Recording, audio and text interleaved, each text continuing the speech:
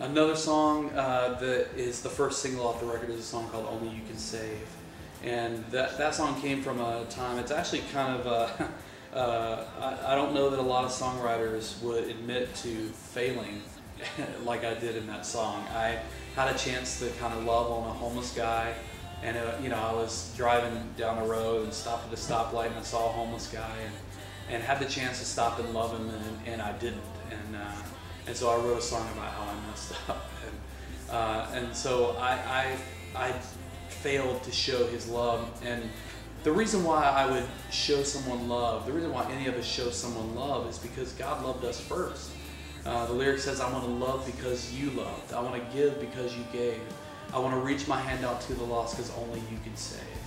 And that's the theme of that song is something that I think I needed to hear. I think that a lot of people need to hear is the idea that the reason why we love isn't so that we can pat ourselves on the back.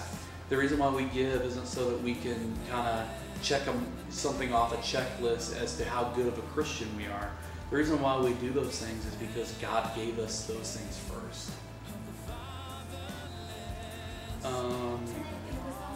Yeah. I really like the song In the Week. Yeah. Can you share more about that song? Yeah. In the Week is a song that I wrote with Meredith Andrews, who's also a word artist, and we had written it for her record originally, and she and her producer decided it didn't really fit on her record, and so I immediately said, yes, please let me have this song. And it actually kind of defined what this record became, because in the Week, the lyric just says that, the first verse talks about how we lift our hands up in worship, and yet we forget about the ones left in the streets. And it says, but God doesn't reside in churches made of stone. You're not going to find him in palaces of gold. You're going to find him in the weak. He's in the weak. He's in the orphan. He's in the broken and the abandoned that have been too long ignored. And so as we wrote that song, she had just come back from Haiti, and it was weighing heavy on her heart that she had seen what she had seen in these orphanages, and this was before the earthquake even. And she was just had this heavy heart, and we wrote from her journal this song about that God is in the little people, that he's in the weak, he's in the broken, he's in the orphans and the widows, and as believers we need to stand for the sake of the fatherless. We need to stand for the sake of the broken.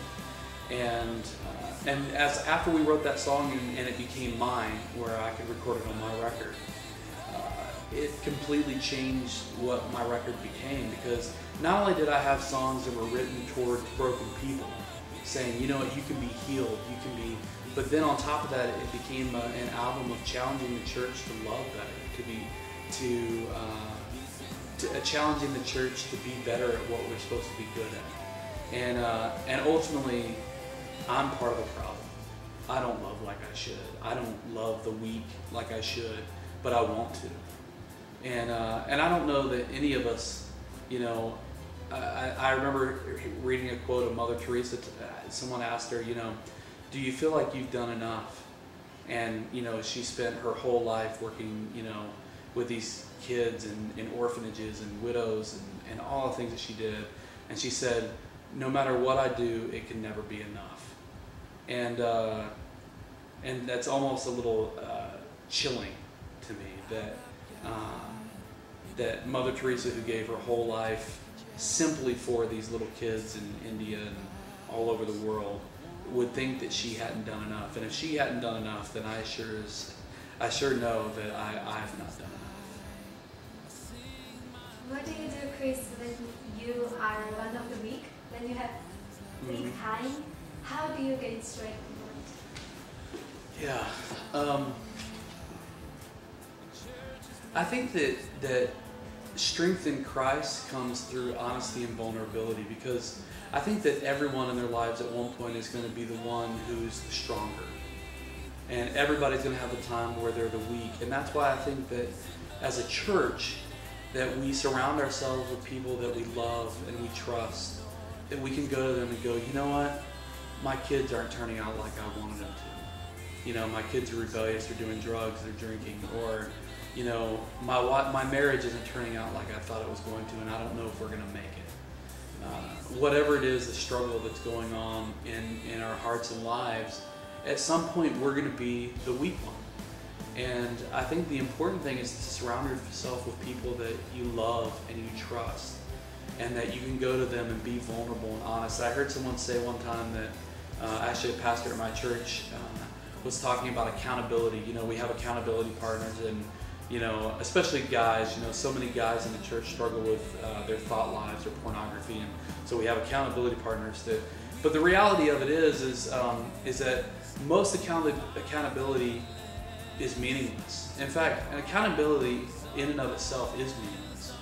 What is important in everything is honesty and vulnerability. And so you can have friends that keep you accountable, but really that's meaningless. What you want to do is have friends that you can be honest and vulnerable with when you are weak, and they can do the same to you when they're weak. Is come to you and say, you know what, I'm struggling. You know, I looked at porn and my thought life is all the shambles, and I need help. I need you to lay your hands on me and pray over me that I can do this.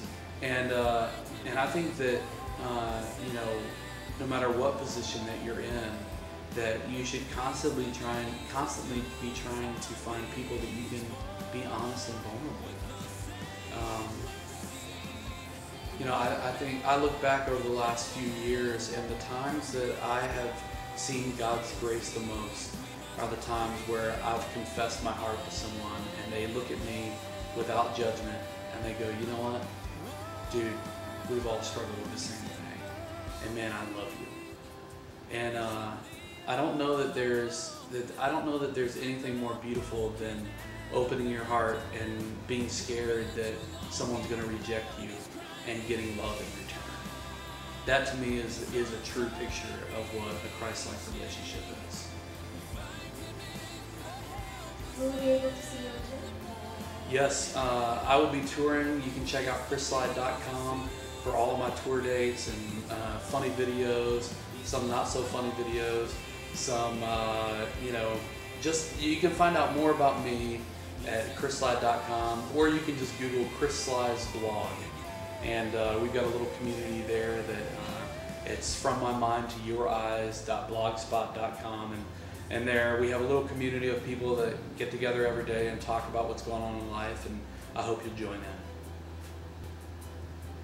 Guys, this has been Chris Sligh. Thanks so much for tuning in to BreatheCast.com, and I hope you'll pick up my new record, The Anatomy of Broken. It comes out September